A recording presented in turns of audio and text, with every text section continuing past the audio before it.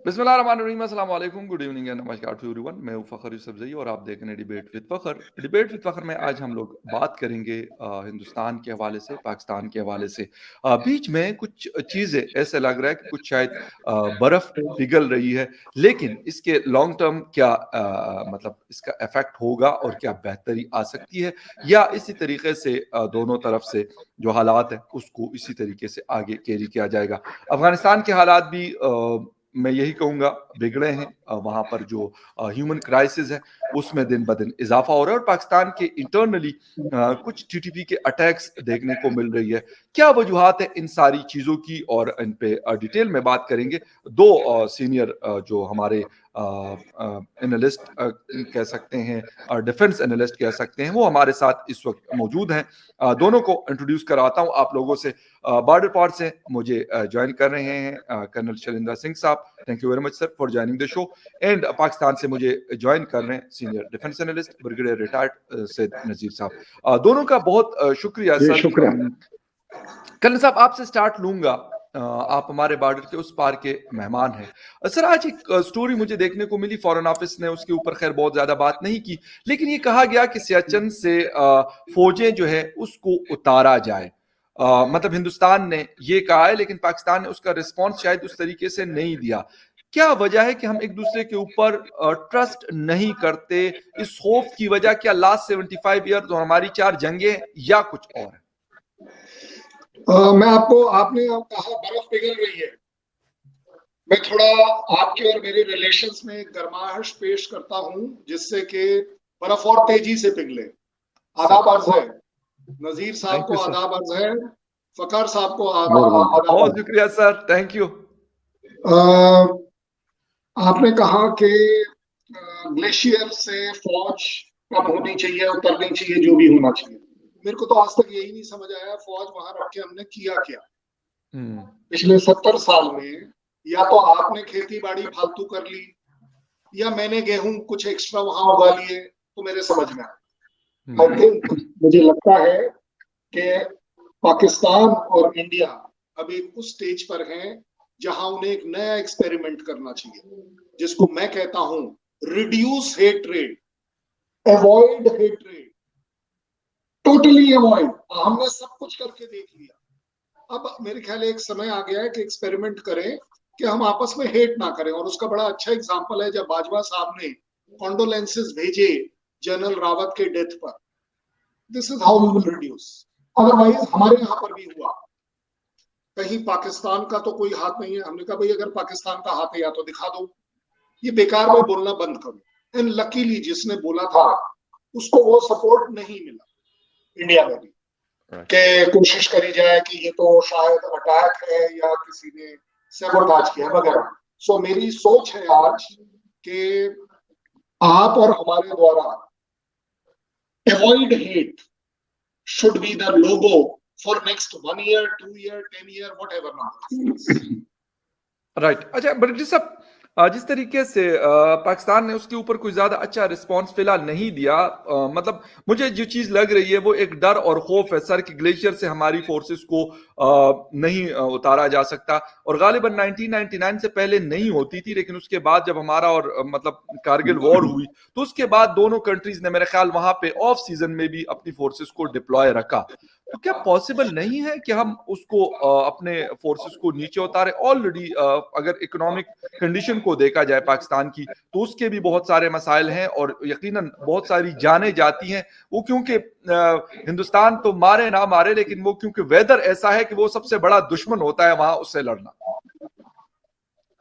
देख लो, सियाचिन के बारे में तो ये कहा जाता है कि two nations are fighting on the roof of the world. अब रूफ ऑफ द वर्ल्ड से हासिल क्या करना है? जिस तरीके से जनरल जियाउल हक ने कहा था कि not even a blade of grass grow there, तो न गंदम आता है, न चावल आता है, और न कहीं और जाफरान की कोई फसल होती है। अलबत्ता बिलिजरेंसी है दोनों मुल्कों के दरमियान, और वहां पर वेदर जो है सबसे बड़ा इन्हें नहीं है। और वो दोनों तरफ पर फ्रास्पाइट्स और इसके अलावा जो बाकी डिजीजेस होते हैं उससे कुछ लोग माजूर हो जाते हैं और कुछ लोग मर जाते हैं। जी। अब यहाँ पर बात ये है कि क्यों? क्योंकि मेरे ख्याल में कि मुझे जो याद पड़ता है, और हम सर्विस में भी थे, कि पाकिस्तान ने 2-4 दफा प्रपोज किया कि let it be a demilitarised zone, लेकिन उस पर अमल दरामद नहीं हो सका।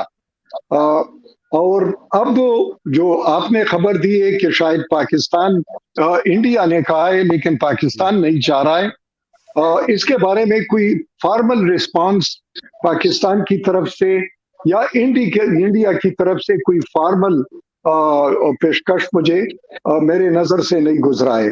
जी। अलबत्ता अगर ये हो जाता है तो मेरे ख्याल में कि जो बगैर किसी वजह के जाने जाया होती है, और वहां पर जितना खर्चा होता है लॉजिस्टिक्स का, क्योंकि मैं लॉजिस्टिक्स का स्टूडेंट हूँ, तो बिल्कुल। यहाँ पर अगर चीज $10 की है तो वहां पर $100 की बन जाती है। और तीसरी बात यह है कि मेंटेन करना, और प्लस जो एक ह्यूमन इंड्योरेंस की अटमोस्ट टेस्ट पर दोनों फौजें वहां पर बैठी हुई है, तो मेरे ख्याल में उसका कोई फायदा नहीं है। अलबत्ता बात यह है कि दोनों मुल्कों के दरमियान जो बुनियादी तनाजा है, ये अगर कॉन्फिडेंस मैयर में इसको डाला जाए तो ज्यादा बेहतर है, लेकिन it should be a start towards the reconciliation and peace and solving of the solutions, solving of the right. Problems, और टुवर्ड्स द राइटफुल सॉल्यूशंस। तो ये ठीक मेरे है। ख्याल में अच्छा स्टार्ट हो सकता है। बिल्कुल सही है। कर्ण साहब, जिस तरीके से ब्रिगेडियर साहब ने कहा कि एक अच्छा स्टार्ट हो सकता है, इंडिया की तरफ से ये चीज हुई है और अच्छा लगता है कि मतलब दोनों अतराफ से अगर कोई बेहतरी की का सिग्नल मिलना शुरू हो जाए तो मेरे ख्याल से आम लोगों की जिंदगियां बेहतर होती हैं। फौज के लिए मेरे ख्याल वो जो एक टफ सिचुएशन होती है जिसके लिए उनको तैयार किया जाता है, लेकिन वो एमी भी होती है हम जब कहते हैं। सर मुझे ये बताएं कि कश्मीर के इशू के हवाले से भी अभी ब्रिगेडियर साहब का इशारा गालबन उस तरफ था, और फिर 100 ईयर पीस की भी बात की जाती है। हमारी अभी नेशनल सिक्योरिटी पॉलिसी जो है वो अनाउंस हुई है कुछ दिन पहले। कैसा देखते हैं कि रिस्पॉन्स, लेकिन उसके साथ सर एक चीज जुड़ी हुई है जो मुझे मेरे ख्याल में एज ए जर्नलिस्ट मैं आपको बता रहा हूं कि अगर जब तक मोदी जी वहां पे प्राइम मिनिस्टर है तो उनसे बातचीत नहीं हो सकती। मतलब ये बात आप इसको कैसा लेते हैं कि भाई आपका प्राइम मिनिस्टर है, आप हुआ हमें पसंद हो या ना पसंद हो लेकिन वो हिंदुस्तान के प्राइम मिनिस्टर है। मुझे लगता है कि मोदी जी एक नाम हम लोग पकड़ के जरूर बैठे हुए हैं। क्या पाकिस्तान का प्राइम मिनिस्टर पाकिस्तान के सेंटिमेंट्स के अगेंस्ट जा सकता है? नहीं जा सकता, ऐसी मेरी सोच है। इसी तरह प्राइम मिनिस्टर ऑफ इंडिया जो मेजॉरिटी या पॉपुलर सेंटिमेंट इंडिया में चल रहा है उसके खिलाफ कभी नहीं जाता। एग्जैक्टली। पॉलिटिक्स है, पॉलिटिक्स की मजबूरी है, otherwise you will not be in chair. अगर कल और वैसे भी अगर मोदी जी के बारे में बात किया जाए तो उनके तो ऑपोजिशन के जो लीडर्स हैं उनका कहना है कि मोदी जी तो पाकिस्तान दौड़ दौड़ कर चले जाते थे, अनइनवाइटेड चले जाते थे, बिरयानी चले जाते थे, पता नहीं क्या क्या ब्लेम गेम चला दिया, वो कोई बड़ी बात। मोर इम्पोर्टेंट इज जो नजीर साहब ने कहा कि it could be a great start. Sir आपको भी मालूम है 70 साल में हम ये स्टार्ट नहीं कर, मैं भी देख रहा हूं, आपका एक्सपीरियंस है, मेरा छोटा सा एक्सपीरियंस है कि जब हम फौज में भी थे तो इस तरह की बात जब करी जाती थी तो इंटरनली हम लोग सब ये बात करते हैं कि यहाँ रहने से फायदा क्या हो, व्हाट आर वी गार्ड। चलिए इंडिया कह देगा 2 मिनट के लिए कि हो सकता है कि हम पाकिस्तान को रिलाई नहीं करते, पाकिस्तान चाइना के साथ मिलकर इसको ऑक्यूपाई कर ले। यस, बिल्कुल हो सकता है और इसके लिए गार्ड करना होगा। इसीलिए मैंने कहा कि इस समय 70 साल अगर हमने कोशिश कर ली और ये चीज नहीं हो पाई तो हम एक नई कोशिश करते हैं जो न्यू स्टार्ट की बात है। एंड वो न्यू स्टार्ट में बोल रहा हूं, स्टॉप हेट्रेड। जब तक आपकी कंट्री और मेरे कंट्री में ये जो हेट गेम चल रही है, जब तक ये नहीं रुकेगी आप कहीं प्रोग्रेस नहीं कर पाएंगे। चाहे मोदी जी से बात करने की कहिए, क्योंकि एनवायरमेंट विशिएटेड, एनवायरमेंट में इतना ज्यादा गंद आ गया है एक दूसरे के खिलाफ। मतलब ये वो वाली बात है कि जब तक हिंदुस्तान वाला पाकिस्तान वाले के लिए कोई खराब बात ना कहे तो उसकी टीआरपी बढ़ती नहीं है। Unfortunate, unfortunate. मेरे यहाँ पर भी टीवी चैनल्स पर, मे भी आपके यहाँ भी कई शोज में, जब तक एंटी इंडिया या एंटी और India bashing and vice versa नहीं होगा, आप देखेंगे कि आपको और हमारा प्रोग्राम ना बिल्कुल एक नॉर्मल लेवल पे चलता जाए। ओके। अभी अगर 2 मिनट में मैं कुछ खिलाफ कह दूं पाकिस्तान के और नजीर साहब भी एकदम से जोश में आकर कर दे, हमारा प्रोग्राम हिट हो जाएगा कि देखो भाई हम लोग, मतलब दिस इज सो सैड। सो इस वजह से मैं कह रहा हूं कि ये जो स्टार्ट मीडिया ने करी है, आपने करी है, हमने करी है कोशिश कि अब हम हेट्रेड से रिलेटेड बातें कम कर रहे हैं, डेवलपमेंट ऑब्लिक पॉजिटिविटी से बात ज्यादा कर रहे हैं। साइचिन ग्लेशियर, जियाउल हक ने कह दिया, हमारे यहाँ भी कह दिया, not we will not even allow even a grain to be exceeded to Pakistan. Oh, where is that grain? I think अगर आप और मैं ये बात कर रहे हैं, we are very successful कि we are reducing the hatred, we are facing the reality कि वहां पर आप ऑक्यूपाई कर लीजिए, आपके अपने डर हैं, आप एक दूसरे को दिखाने के लिए, एक दूसरे के ऊपर सुपीरियोरिटी के लिए उसको ऑक्यूपाई करके रखें, but unfortunately there is no great sensibility in maintaining those forces or occupying those heights. Right. अच्छा ब्रिगेडियर साहब, बात करने साहब ने भी की, हम 100 ईयर पीस की भी बात कर रहे हैं, लेकिन दूसरे साइड पे अफगानिस्तान इस वक्त हमारा जो वेस्टर्न बॉर्डर है वहां पर भी कुछ ऐसे वाकयात लास्ट 1-1.5 महीने से हुए, हमने देखा जब हमारी फेंसिंग को वहां से हटाया गया और उसके ऊपर कहा गया कि भाई आपने हमारे इलाके में फेंसिंग की हुई है। सर कैसा देख रहे हैं इस सिचुएशन को? आमिर खान मुत्तकी साहब 2 दफा आ चुके हैं OIC कॉन्फ्रेंस में, उससे पहले नवंबर में, लेकिन अभी 2-3 दिन पहले हमारे नेशनल सिक्योरिटी एडवाइजर का विजिट था, मतलब वो तकरीबन निकल चुके थे और उसके बाद वो विजिट जो है वो पोस्टपोन किया गया। ठीक है, इंडिया के साथ तो हम कहते हैं कि 75 ईयर से हमारे ये क्लैशेस चल रहे हैं, कभी जंग होती है, कभी बेहतर हो जाते हैं हालात, लेकिन अफगानिस्तान के साथ क्या हुआ कि वहां पर कहा यह जा रहा था कि प्रो हुकूमत आ गई की तालिबान के हवाले से, लेकिन अब सिचुएशन एकदम से चेंज हुई है, क्या वजूहात है इसके पीछे? मेरे ख्याल में जहां तक अफगानिस्तान का सबसे जो फोरमोस्ट या जो इमीडिएट इशू है वो उनका एक इंसानी अलमिया है, जिसको अनफॉर्चुनेटली जो इंसानियत का सबसे बड़ा या जो इंसानी हुकूक के सबसे ज्यादा लंबरदार है, उन्होंने वो कदगने लगा रखी हैं कि जिसकी सजा अफगान अवाम को दी जा रही है और तालिबान को निशाना बनाकर। और ये एक अनफॉर्चुनेट एस्पेक्ट है। ये हमने OIC में भी देख लिया कि वहां भी दमखम नहीं था, ताकि कम से कम एक ह्यूमैनिटेरियन कॉरिडोर इस्टेब्लिश कर लेते, क्योंकि अगर वहां पर कोई शेल्टर जाता है, वहां पर अगर दवाई जाती है, वहां पर अगर आटा या घी या चीनी जाता है, तो वो तो लड़ाई में इस्तेमाल नहीं होता, वो कोई तोप तो नहीं है, टैंक तो नहीं है, लेकिन वो नहीं देना चाहते। और वो कैसे हाथी के पांव में सबका पांव, जब तक अमेरिका बादशाह उसकी खिफत नहीं मिटती और जब तक वो अपना बदला अब सॉफ्ट पावर के जरिए या सैंक्शन के जरिए लेना चाहता है। अब दूसरी बात, पाकिस्तान के साथ क्यों ये रिलेशंस, मेरे ख्याल में कि ये नीचे लेवल पर, क्योंकि जिस तरीके से अशरफ गनी और करजई की हुकूमत कहता था कि कुनड़ वगैरह और यहाँ निंगरहार और पति का यहाँ पर हमारा रेट नहीं है, तो रेट तो अमेरिका और नाटो का था, लेकिन वो नहीं रोक रहे थे। अब जो तालिबान है उनके मसाइल कुछ इस तरह है कि वाकई वहां पर एक तो ये TTP की एक किस्म की एलिजियंस भी थी, लेकिन उन्होंने कहा कि आप इनसे बात करें, बातचीत भी शुरू हो गई लेकिन सक्सेसफुल नहीं रही। हो सकता है कि फिर कुछ अरसे बाद दोबारा शुरू हो जाए, लेकिन जहां तक कि छोटे मोटे पिन ट्रिक्स हैं जो कि पहले भी इस बाढ़ पर या इस फेंसिंग पर हमले होते थे, अब भी 1-2 जगह पर हुए हैं, लेकिन लोकल तौर पर हुए हैं, बड़े लेवल पर नहीं। और दूसरी बात ये, जहां तक डिफरेंट लाइन का ताल्लुक है, इंटरनेशनल बॉर्डर का ताल्लुक है, वो प्रैक्टिकली बाय ऑल काउंट्स उसको तो एडहेयर किया जाता है, उसकी सेंटिटी बरकरार है दोनों साइड पर।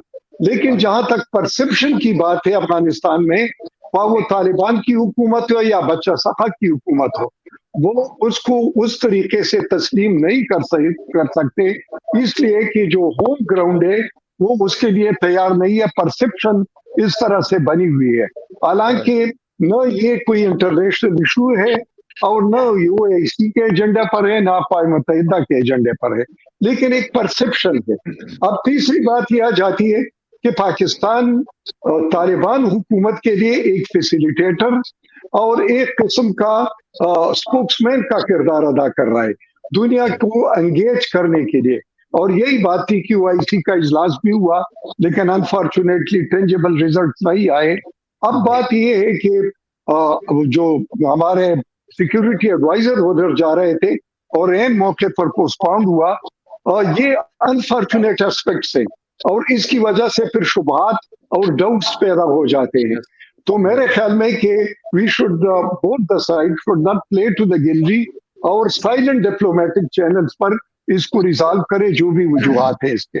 सर एक आपने बात की कि मतलब ये लोकल वजह से हुए ममन में, क्योंकि आप उस इलाके से बिलोंग करते हैं सर, वहां पे हुआ या फिर दूसरे कुछ एक दो जगहों पे और हुआ। लेकिन सर ज़बीउल्लाह मुजाहिद एक मतलब मेन स्पोक्स पर्सन है उनके, अब्दुल कहार बल्खी है या फिर दो और लोगों ने जो मतलब मेन उनका रोल है हुकूमत में, उनके स्टेटमेंट्स देखकर उन्होंने कहा कि भाई हम फेंसिंग की इजाजत नहीं दे सकते, ये फेंसिंग नहीं हो सकती, ना इसको हमने कभी पहले एक्सेप्ट किया था ना आज हम एक्सेप्ट करेंगे। तो सर ये तो आम लोगों का काम नहीं हो सकता कि अगर वो अपने लोगों को रोकेंगे और वो फिर भी आके ट्रक ले आकर उस सब चीजों को तोड़ेंगे।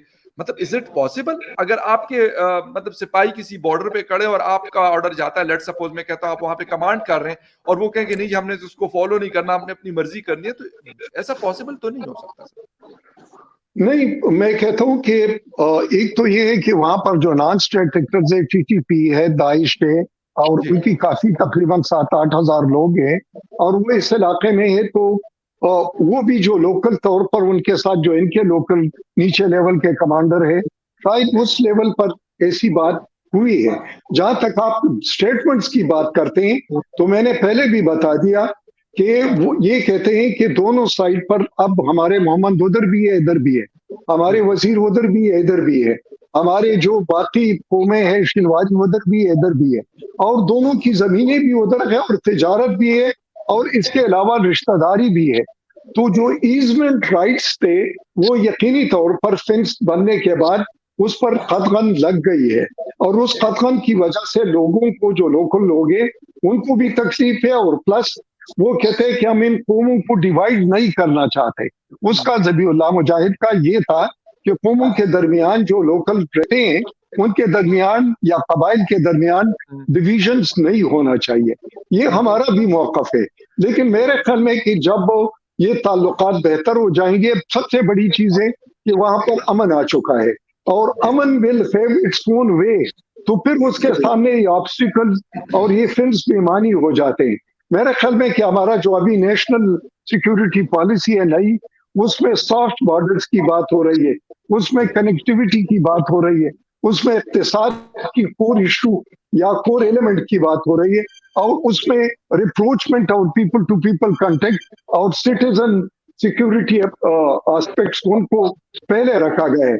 तो ये इसका मतलब है कि अफगानिस्तान को अभी एक ब्रिज का किरदार, या मेरे ख्याल में कि एक ऐसा रीजन जो कि पाकिस्तान के लिए और दुनिया के लिए वो एक पुरअमन भी है और प्लस उससे अमन बाहर भी आ जाए, यानी महसूस भी हो। अच्छा कन्न साहब, एक सवाल आपसे इससे रिलेटेड, बरिंडर साहब ने बात की कि पाकिस्तान ने नेशनल सिक्योरिटी पॉलिसी में बात की कि पड़ोसियों के साथ अच्छे ताल्लुकात और तिजारत, कैसा देख रहे हैं कि मतलब पाकिस्तान की भी कुछ चीजें ऐसी होती है कि पहले हम दुबई बेचते हैं, अगर वहां पे हिंदुस्तान को चाहिए होती है तो वहां से खरीद लेता है, और हम भी आपके मार्केट की बहुत सारी चीजें वाया दुबई लेते हैं, ना कि हम वाघा बॉर्डर पे या अटारी पे या कहीं और से जहां पे इजीली ट्रांसपोर्टेशन भी हो सकती है, खर्चा भी नहीं होगा। क्यों नहीं होने देते सर, वजह क्या है? सोच, छोटी सोच है, इसलिए नहीं हो पा रहा। वेस्टेड इंटरेस्ट है लोगों के। आप एक बात बताइए, अगर मैं डीलर हूं दुबई में, मैं क्यों नहीं चाहूंगा कि पाकिस्तान की पूरी सप्लाई इंडिया की मेरे ही थ्रू हो? I am going to earn. और इंडिया पाकिस्तान एक दूसरे की बैशिंग में इतना ज्यादा इन्वॉल्व हो जाते हैं कि हमें ये बात अच्छी लगने लगती है कि हम नहीं देंगे। भाई अगर पाकिस्तान का कोई एक एक्शन या इंडिया का कोई एक्शन हम बोल देते हैं कि हम ट्रेड बंद करेंगे, वो 4 टमाटर आप कम क्या ले लिए, आपको लगता है आपने सारा ट्रेड बंद कर दिया। ट्रेड तो फिर भी चल रहा है, चाहे वो किसी के भी थ्रू चल रहा हो। Most important I want to comment on is about that fencing.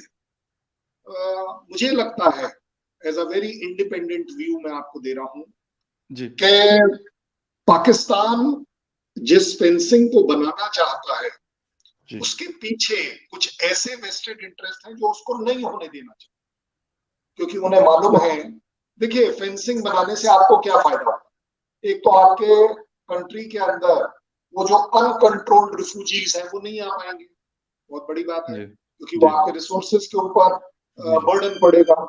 No, this is the only place where Taliban और सपोर्टर्स ऑफ तालिबान और एंटी पाकिस्तान जो लॉबी है वो हमेशा चाहेगी कि ये वाला दरवाजा खुला रहे, ये फेंसिंग कभी ना आए, क्योंकि जिस दिन ये फेंसिंग आ गई उनको सबसे ज्यादा घाटा है, क्योंकि वो अगर तालिबान से भी कोई बचना चाहता है तो वो आपके तरफ आएगा। सो मुझे लगता है कि there is a lobby working internationally जो एंटी पाकिस्तान चल रही है, कि वो कोई भी कंस्ट्रक्टिव अगर काम कर भी रहा हो बाई चांस, अगर इस फेंसिंग का कोई फायदा भी हो रहा हो तो वो ना होने दे, उसका क्रेडिट पाकिस्तान को ना मिले। I think Pakistan needs to identify. Okay, sir. Okay. Thank you very much, colonel साहब, and thank you very much brigadier साहब फॉर ज्वाइनिंग द शो। बहुत अच्छा लगा, बहुत सारी बातें और भी थी, लेकिन क्योंकि हमारा टाइम चूंकि खत्म हो चुका है तो होपफुली किसी और डिबेट में फिर इसको डिस्कस करेंगे। तब तक के लिए इजाजत, टेक केयर। कर्नल साहब को मैं रिक्वेस्ट करूं, मोदी साहब को बता रहे सार्क को कम से कम एक्टिवेट करे और ज्वाइन करे ताकि वहां पर कुछ बातचीत हो जाए। Thank you sir, thank you both of you sir, बहुत शुक्रिया sir, thank you, take care, bye bye, बहुत शुक्रिया।